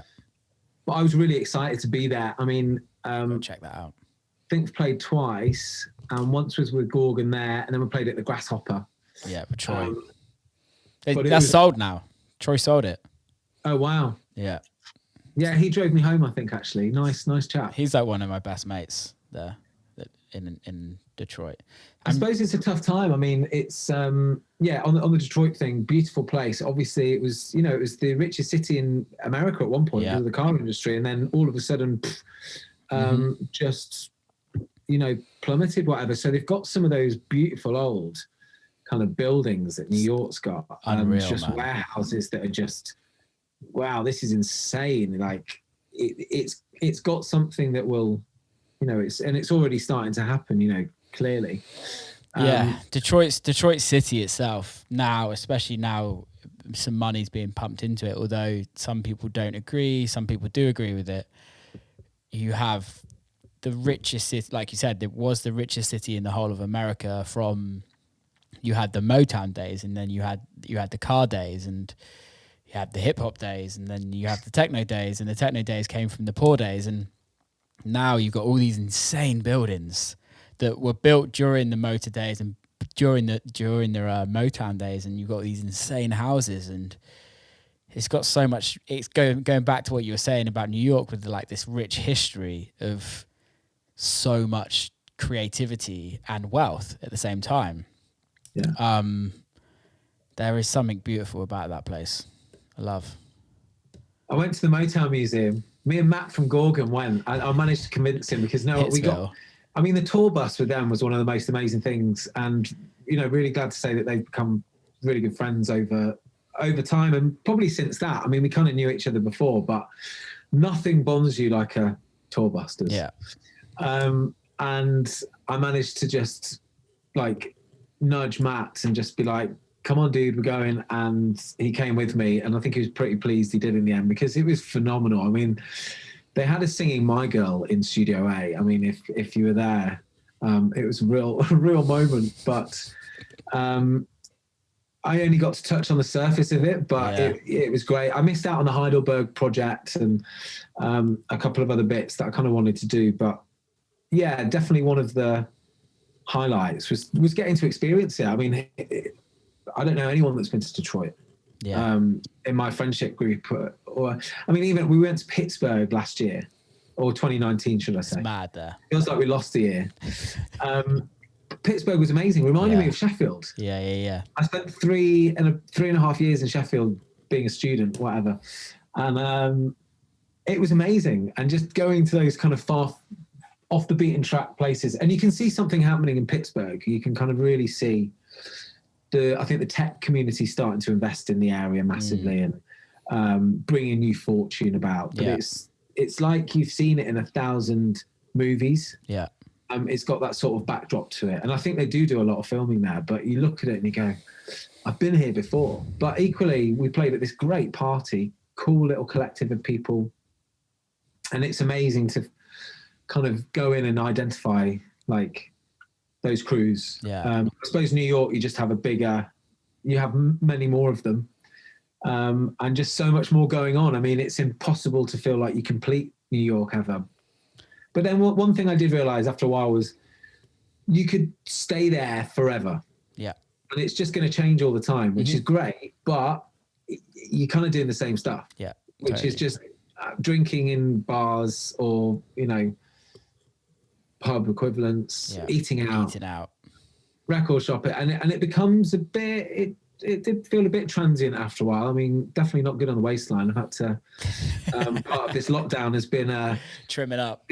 Yeah, totally. Like cycling again, walking lots, running. Just doing some press ups, simple things really. Yeah.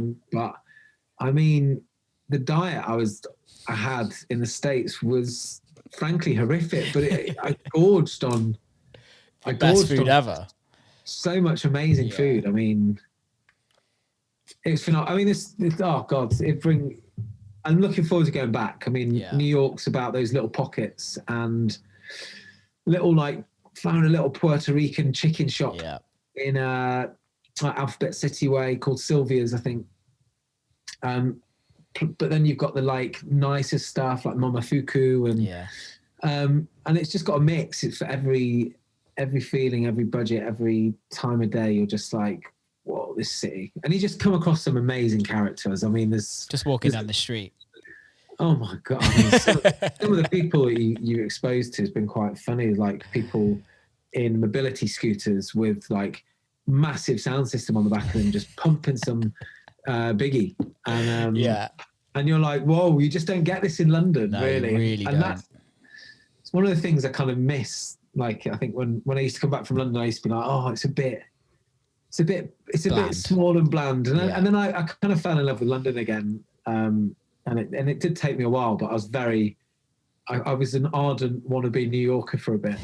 Well, I think the thing is, although we all speak the same language, Americans and English are so different. And I find the British are much more reserved until they've drank.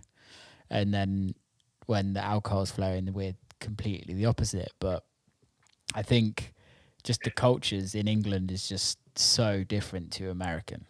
Yeah, 100%. Yeah, those. I think there's more that binds us than separates us. But yeah, totally. 100%. More direct, and I quite liked that, and I quite like that. I Honesty. think it's better to know where you stand. Well, just you can. I think that if you tuck things away and don't deal with them, it's good for no one really. Yeah. Not least yourself. So yeah, they're quite forthright. I've actually just started watching The Sopranos again. I've never watched it. Oh, I've never watched it, and I always get destroyed from my mates for saying that I've never watched it, and I should. you're the second person I've spoken to today about it. Yeah, my friend I spoke to earlier, he's not watched it. Yeah. It's great. I mean, it's second time round for me, and I'm definitely seeing stuff that I didn't see before. And it's a funny look back into kind of 90s culture, and just even in that short period of time from a TV series point of view, how far we've come. Is it on Netflix? It is Sky. Okay. It's got to be somewhere. I've got to be able to buy it somewhere. I know it's a TV, but they're pretty forthright. I mean, they're pretty like, they'll say to you. Yeah. I mean, the number of arguments you've seen in the street. Hey, all the time. Hey, jerk off. Yeah. Like, that was the worst American accent. I apologize to my American friends.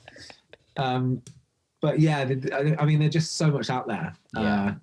But yeah, look forward to going back when this all changes. Yeah. Oh man, I can't wait.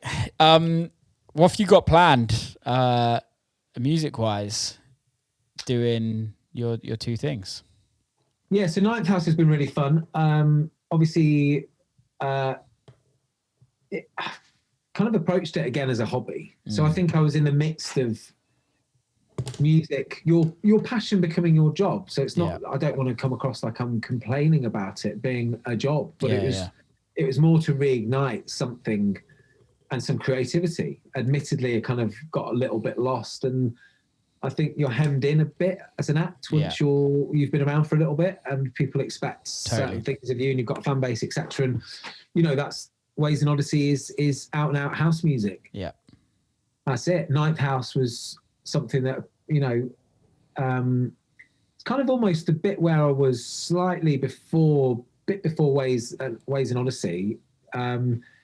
Used to work a lot with or like send records to Dan Avery. You know, we used to play football, and I'd always watched his career and just gone, he's kind of gone that indie route, which is again into bands and wanting to be a bit diverse, really, to reflect the wide palette. We all have it nowadays, but I'd always traditionally just listen to quite a wide mix of stuff when I was younger. Yeah. I think seeing what Dan had done, I was like, wow, amazing, and didn't want any pressure from it. I suppose the other thing is when you're in a project and it becomes a job, it's there's like financial decisions to be made that can impact. It's like, do we do this gig or don't we do this gig? Do we need to do this gig? There's two people in Waze, and obviously you're paying like two wages essentially. So Ninth House has just come from feels like a really good place, and it feels very much like the early days of Waze and Odyssey in some ways. When the business isn't involved, isn't it? It's going back to what we were talking about at the beginning. Is you're just creative. Yeah, there's no pressure. We saw that with Waze and Odyssey. At the beginning, it's just like, and we listened to some of the older stuff recently, and wow, it sounds so.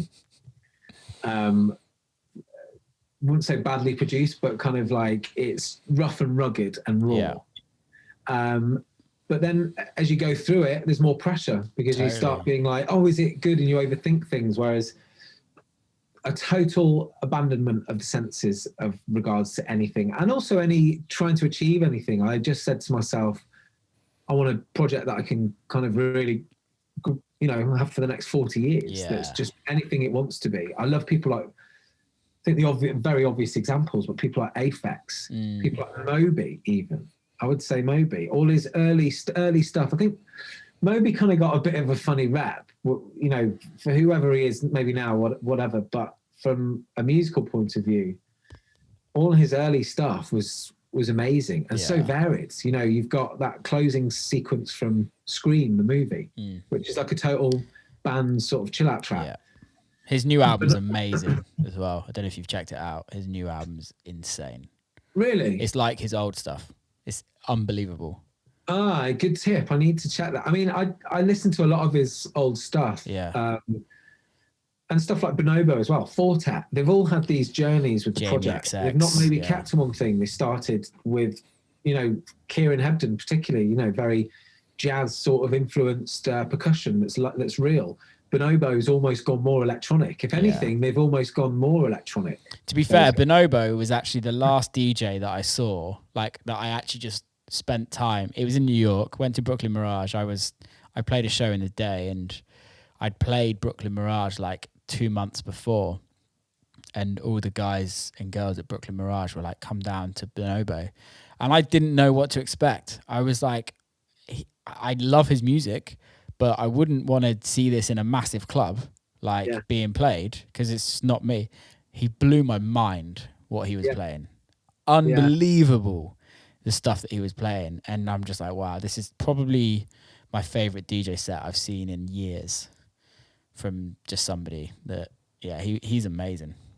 Yeah, it's amazing what he's done with his career, really. He started in Brighton. I mean, there's an old track that I came across the other day that I used to listen to all the time in like 2000, and it's Bonobo Kota, Kota. And you should listen to it because it sounds so radically different. But I love the progression. I love that there's like 20 years there, and you're documenting something.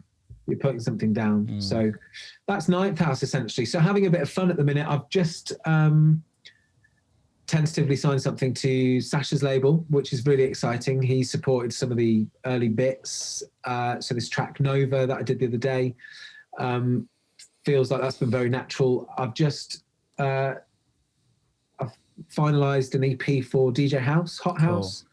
His label's dope. I love his label.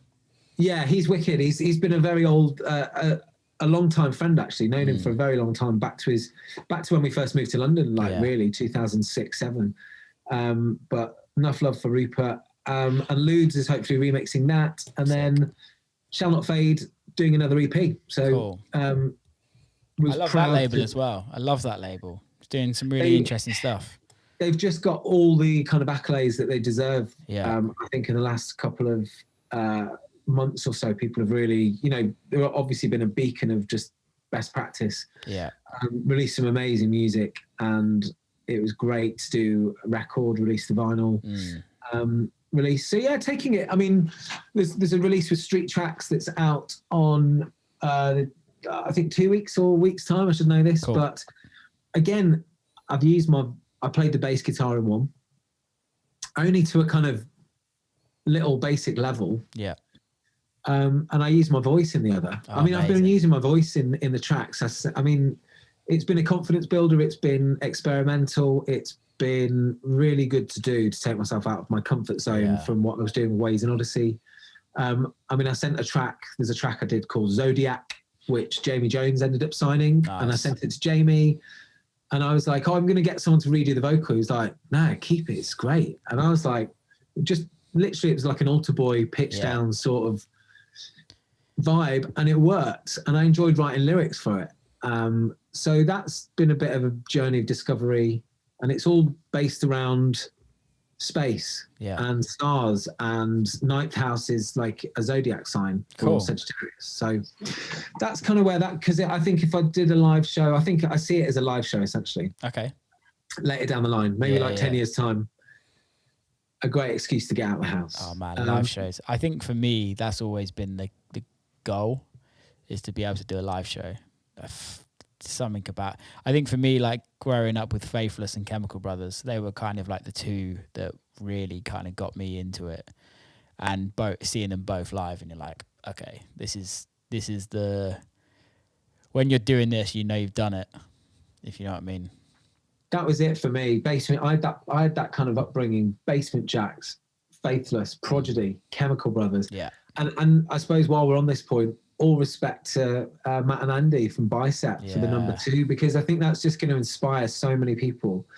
And they've done what the Chemical Brothers did, and that's to forge their own sound and to make it popular, rather than go, what is everyone listening to?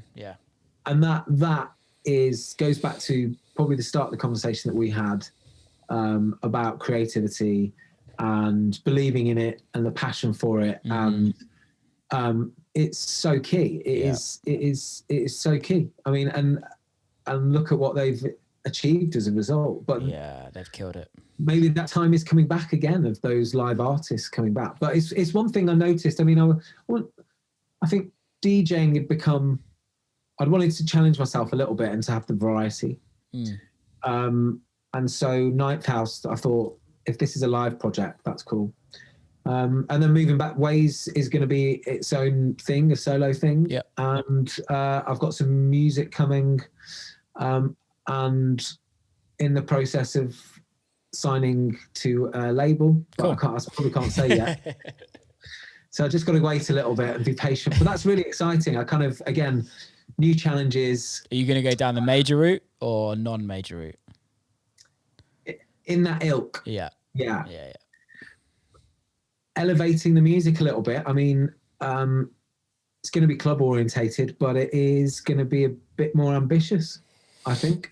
And I think it's time to do it. I think feels like the right time. And it took me a while to find out what Waze would be. Yeah.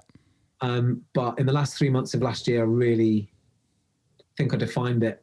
And it's been really exciting to hear the excitement for the tunes that the people have got. Yeah.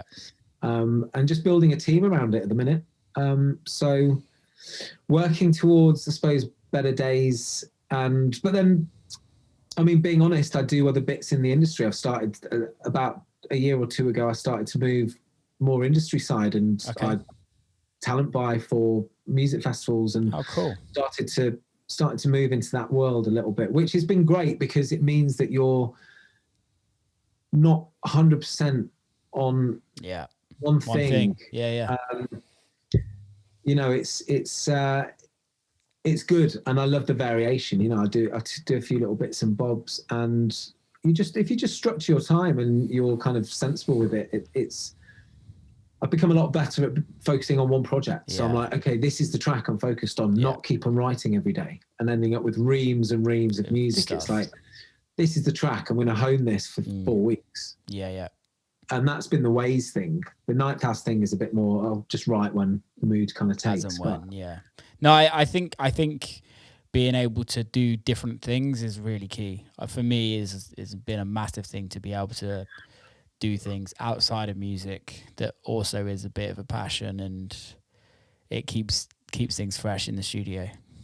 100%. I think even, lots of younger acts. I mean, we were both very lucky. We had a great touring schedule, and there's value in the brand names that we've been working under, but really tough for emerging artists. Oh, massively. Yeah. And I do say to many, and as what I'm doing myself as well, is have other revenue streams, have other income, because you have to. Yeah. Because going back to that kind of, when we talk about the making creative decisions, but it's your career and it's paying the bills, that's a really weird place to be. And I think that if you want it to be the best it can be, it's better to have it unadulterated, so to speak. Yeah. And that doesn't mean you have to go and work in a kitchen where, you have to think of things that fit in around what you're doing. Yeah. So you could go and you could learn about music publishing. Mm-hmm. Totally agree. But you're a producer. Mm-hmm. If anything, that's amazing. Yeah. You could go and you could radio plug records for a promotions company. You could go and you could club promote. You could do all manner of things. And in some ways, I suppose I've done that in my career a lot. I've worked in radio. I've worked in clubs. I've worked as a flyer, when I first started out. But the best thing about it is you accumulate knowledge and information. Yeah. And you accumulate the ability to understand how the industry works and the different functions, because it is a very set kind of way of doing things. Like, again, going back to what we said at the earlier part of the conversation, about JVs on club shows and promoters and splits. What does your agent do? Yeah. What does your manager do? What's your publisher responsible for? What's your label responsible for? And it takes a while to kind of get that knowledge, but the only way you get it is from learning, doing it and understanding it. So I suppose if anything through all of this, I think it's promoted people to have other kind of secondary interests. And then, you know, when you have these kind of, you can see with, you said you're having an issue with like a split and like a disagreement or kind of like a debate. It just doesn't become, it's not the everything. No, it's not the end of the world. And it's maybe something, I've probably been guilty of it in my time when I was younger, definitely, of just thinking, this is everything, like, oh, what's gone wrong? They've spelt our name wrong on the flyer, or we're not billed properly. And it's like, I mean, I'm sure I did it. We all have, because at that time, that's so important to us. And it's absolutely fine. That's okay. That's nonsense, isn't it? When you look back, you just go, and you get it, but it becomes, I mean, I feel, you know, working with this music festival, the conversations that I'm a party to and I have to mediate to get stuff done, just to get a flyer made up. Yeah, mate. I mean, I couldn't even imagine it. Yeah, I couldn't even imagine it. I literally got a flyer last week of a festival that's being announced, and my billing's perfect, and then there's a few other people on the same lineup, and like I know that my team beforehand would be kicking up a fuss that they're on the same line, and I'm like, no, it's great that they're on the same line. They're my mates. I want them to be on the same line, and I think it's just that mentality of like, we're all in it together. We're all trying to get to the same thing. If this person next to me gets there before me, I know they're going to help me. If I get there before them, I'm going to help them. And it goes back to that community thing. The whole industry is one big community. You have to help each other out, and you have to take the egos out of it, because that's all it is. It's either the artist's ego, it's either the manager's ego, it's either the promoter's ego, it's either the agent's ego. That's all it is. And egos don't get you anywhere.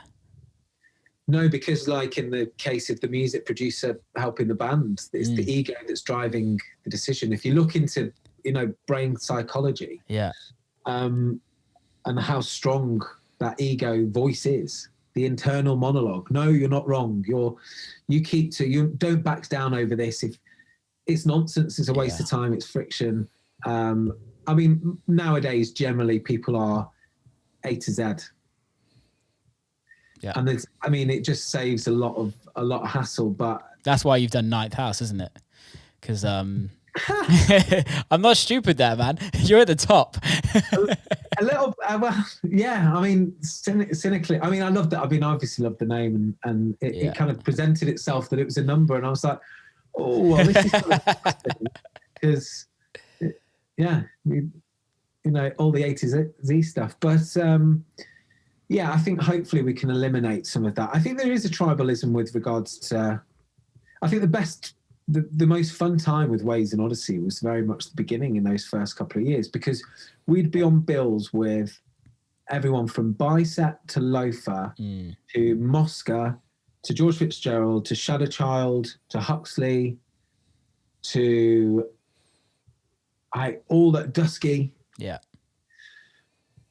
And then it went really kind of tribally around 2015, 2016 maybe. Yeah, massively. And all the music, it was, you know, we were playing in clubs and we always felt like we stood out a little bit, and we weren't. And that was probably sometimes to our detriment, because we were a bit maverick. We didn't just play 2 hours of tech house that bounces up and down that some people just want to see, and that's fine. Yeah. We tried to challenge people. Yeah. Really.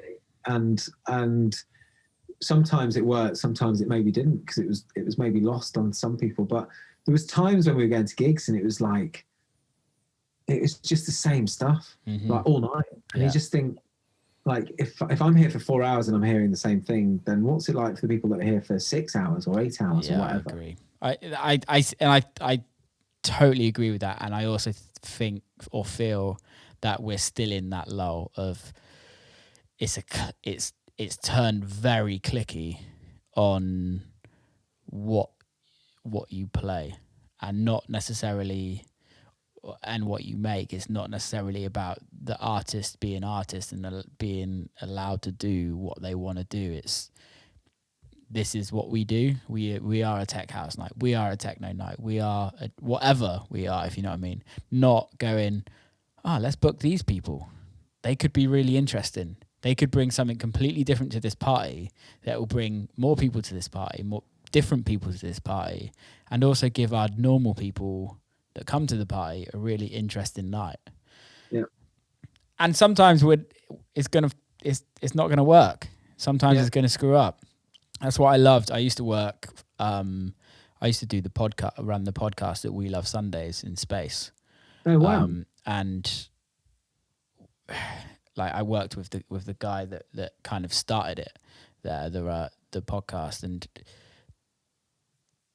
Mark Broadbent as a buyer during that time for space was just for me hands down still the best night ever, because you would have Grace Jones to Disclosure, to James Zabila, Paul Wolford, like all these so different acts all on the same lineup, and one, like, it was always different. Every DJ set, Carl Craig in the main room, Claude Von Stroke playing before Carl Craig. Like where does that work? And it doesn't, but it does because it doesn't work. And I think that's what I was trying to get at the beginning of this conversation when we were talking about door splits and things like that. It allows promoters to book interesting parties. It's one thing. I mean, stride for it with the festival I booked for, and I do get questioned on it, like what that doesn't work musically, and I'm like, no, it's not meant to. Yeah, but that's the whole point. It's for the audience, it's not for the artist. Which is so weird if you think about booking for a festival. No, let's take out Reading and Leeds because they're majority a rock concert. Not anymore, to be fair, but they used to be. But Glastonbury doesn't just have rock all day long on the main stage. Yeah, they have everything. They'll have Chemical Brothers. They'll have Faithless. They'll have Adele. The Pet Shop Boys. Stevie Wonder. Yeah, like. But for some reason, in the electronic world, we have to have a drum and bass arena. We have to have a techno arena. We have to have a commercial house arena. We have to have an EDM stage. Why? Yeah. Why does the club nights have to be like that? And this is the one thing I like about America. I don't necessarily think they do this, but the club goers in America do it to themselves. So they go to a festival and they won't just stay in one tent. They will literally go to you'll have somebody that likes Seth Troxler that then also likes Tiesto. You don't really get that in the UK. It's mad, isn't it? Yeah. We played a lot of those festivals in the States, and it's interesting actually, the breadth of music that people are into over there compared to the UK. But you're exactly right. I mean, I think from my point of view, it feels like it challenges both. Well, it challenges the artist coming on after the other DJ set, because they have to, instead of just knowing the run of the mill, sort of, okay, I'm playing after my mate, we play after each other all the time. You kind of know the drill. Yeah, it's good to take people out of the comfort zone a little bit, I think, and it challenges them to perhaps put over a different set or a different sound for that night, or take risks that they're not normally used to. Totally. But yeah, variety I think is the key, and I think that is what is missing a little bit. In some of it, it's just all the same, and it's 6 hours of that. Yeah, fuck that. I mean, some of the lineups we just used to be on were phenomenal. It was just such a. Like we played after Loafer once at Sankey's, and I think Moscow played after us, and it was just like the weirdest. Amazing. The weirdest sandwich. And we were playing like classic house, and he was banging. Loafer's like, "What's this record? I've got this." It's amazing. And Moscow came on afterwards, and and it all flowed into one, and like so different, really. Yeah, that's why I've actually started doing open to close shows in America, because I can do that, and you get some weird looks. I'm not going to say the club, but I was playing an open to close set in America, and I I usually play like some like burial stuff at the beginning, and then sometimes I might go into like some jungle, and then I'll go when the club's full, I'm gonna go into my house stuff. And the owner of the club was just like giving me shit for playing drum and bass at the beginning, and I'm like, dude, this is they're enjoying it. Why do I have to play house? He was probably projecting or something, just going, "Oh, it's going to scare people off." But no, what it is that he's got a few bottle people that buy bottles from him in his VIP area, and they don't like drum and bass. Yeah, I don't give a fuck. Yeah, I'm not here to please your bottle servers. Just because they got more money doesn't mean that everyone else has to not have an experience. Yeah. So I carried on playing it. I mean, I love those opens close sets. I think we did a couple as Waze in Odyssey actually in the UK. I think did we do one? Well, I've done one or two in the States, but amazing. I mean, because I started off as a warm-up DJ, so my background is when I was 20, maybe, I got a residency at a club in Sheffield called Pin-Up Club. Yeah. And I used to warm up for people like Nick Fanciulli and Youssef and Wolford and Milo and all sorts of people. And I loved the warm-up. I mean, I missed it a little bit when we went into kind of headline territory, headline slots. And the longest slots that we've had, like I played at Deep Space for Francois K once upon a time, 2015. Nice. And it was on the Gorgon City tour. It was just me. And it was amazing. I mean, I learned so much. It was great. You know, I think I played for like 4 hours in the end. He was late coming back off a flight from Japan and had to play a bit longer, but it was a proper education in like the music's quite low when you start off and it's so low BPM, but they're my favorites. Those ones when you have like, you know, a couple of hours. Panorama Bar, another one, you know, 4 hours. I've never done it. I feel very lucky that at the very beginning of Waze and Odyssey, we got to do it about 6 times, I think, 6 or 7 times. And feel so blessed just to have had that period of time in that institution. Lovely people, very much stay in touch with everyone there. And, you know, Andy Baumecker used to book us back when he was doing the bookings, but nerve-wracking. I mean, the first time we did it with Bicep. And they played first thing in the morning, and I think they threw up because of the nerves. Yeah. And I found it equally as terrifying. And that I think I was just in a zone and just basically like going, don't mess this mix up, whatever you do.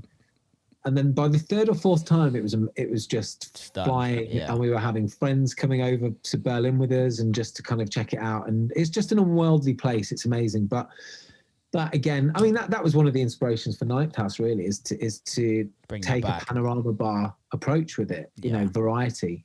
I think it's key, man. I really do think it's key. And you're not the only person that I've spoken to that feels exactly the same about having variety in their career. And for me, I'm trying to do that as Will Clarke and trying not to go down the like alias route. And I think it obviously takes time, but if it works, then I'm happy. I'll be happy that it works. I think it's key. It's the only way that keeps all of us sane, really.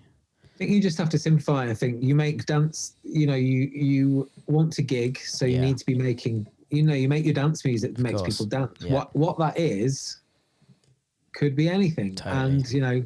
Look at the changes in the swings and shifts in music. I think it's interesting when people ask you what genre do you play, and it's like, well, or what would you describe your sound? And I'm like, just good house music. That's people are kind of obsessed by the genre thing. Yeah. But what is it? And you're like, it doesn't matter. You could just say it's anything.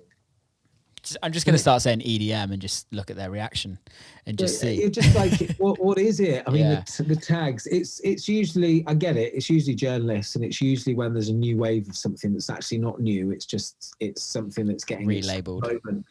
And it's relabeled, and it's like the whole deep house thing and tech lo-fi and stuff like that. techno. You know, I mean, we had we played in Ireland. I won't say where, but I mean, yeah, it was all right. It wasn't the best, to be honest. But we played in Ireland, and this guy came up to us and was like, "Can you play some?" You know, we were playing relatively tough, and he's like, "Can you play some of the proper techno?" And he was kind of meaning like drum code, and all love to drum code and everyone, but it's obviously got its kind of identity now, and it's a certain thing, and it just became a thing. It was having its moment before all of this, and that's what he thought represented proper techno. Whereas for me, it's probably, you know, those old kind of masters. The it's interesting. It's funny that, because I had a similar situation in Florida somewhere. It was bumfuck middle of nowhere. I absolutely love it, but I had this girl came up to me and was like, "Can you stop playing?" This was years ago as well. "Can you stop playing Dirty Bird techno?" And I'm like, "What's Dirty Bird techno?" And she was like, "Can you just play some proper techno?" And I just handed her my headphones, and I was like, "Go for it. You go and play. If you have a better idea of what I should be playing right now, then here's my headphones and crack on." And then she shut up. Always a backseat driver, isn't there, somewhere? Just like, I love it.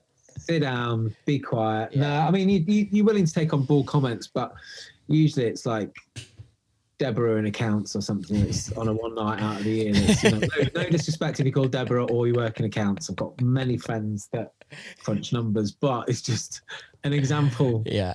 And an offensive one that I'm picking out nowhere. But it generally does. It's the loudest person in the room sometimes isn't the one you need to listen to. No. Just because they're vocal. Yeah. We've had it with gigs. I mean, we used to have it kind of with Serge when we do a gig, and he's like, "Oh, someone's asked for this." I'm like, "It was one person." Yeah. Out of 600. Loads. Like, you know, like it's the people that are just quietly enjoying it. You change it for that one person. Changes it for everyone.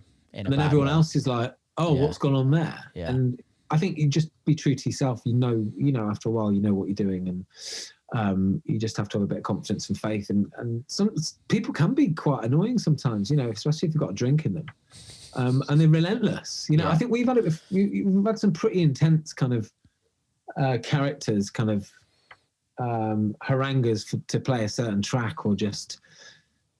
And you know, you mean well, they're just very excited. But, of course. You know, you kind of have to have your blinkers on a little bit, I think, sometimes, and just go, well, we know what we're doing, and you know, not that we ever followed any set formula with our sets. Yeah. It was very ramshackle sometimes. Like, I didn't have a clue what either of us were playing. Yeah. That was the brilliance of Waze and Odyssey, I think. It was a kind of quite a maverick little unit for a while. And there was a real amazing period, you know, but like not knowing what Serge is going to drop. It's beautiful. You know, and you suddenly hear what he's dropped, and you're like, "Oh, okay, I was thinking about lining this up, but now I'm going to go for this track." And that's what I mean about the variety and the challenge. Keeps it fresh. Keeps everything fresh, man. It keeps you on your toes as well. Yes, definitely. Different, and that kind of plays into the flow thing of like your pattern behavior and what the patterns that go through your brain. If you do something slightly different, it opens up other patterns of channels of thought. Totally, man. Which I think is really interesting, especially from a DJ point of view. Because you go, "Oh, like, how have I ended up here?" But it's brilliant, and they've gone nuts for it. And you know, it's the best, man. I look forward to those moments when they come back. They'll be back, dude. They'll be back. We've just done 2 hours. Wow. I know. I don't know how that has just happened, but we've just done 2 hours. So let's wrap this one up. But before we wrap up, how can people follow you, check your music out, etc., etc.? All the regular. So Ninth House at Ninth House Music on Instagram and SoundCloud. Waze_music on SoundCloud and Instagram. But have a listen. Looking forward to putting in Waze music out there. I think it's been a slight long time coming. I mean, because we were an amalgamation of two, really. So it's been quite funny we kind of, W&O was going so well, and just it just flowed. But it'll be interesting to kind of put this music out, and it feels really exciting. So, man, I can't wait to hear it. Keep safe, and hopefully we will be in a club soon. Or meeting in the embassy, the American embassy. Yeah, my visa's in the process of being done now, so maybe. Yeah, well, fingers crossed. I'm going to wait for mine until it's open again. We get back to it. Yeah, yeah. Don't blame me. Don't know when that will be. Probably next year, I reckon. I have to just do mine. Mine runs out in September, but I was thinking if I do it now, it means that I can actually go back to my house if I need to and not have to worry about getting stuck anywhere. Yeah. But yeah, keep safe, man. And me too. Lovely to chat to you. Yeah, really you too, nice man. It's been too long. Really nice, man. Keep safe, and I'll see you soon. Big love. Thank you. Much love. Take care. And that is a wrap. It was amazing. I loved it. I hope you enjoyed it as much as I did. Keep safe. Please share it with all your friends and your family, whoever you feel would like it. Give us a little review. Also, don't forget to listen to my new record. Big love. Keep safe, people.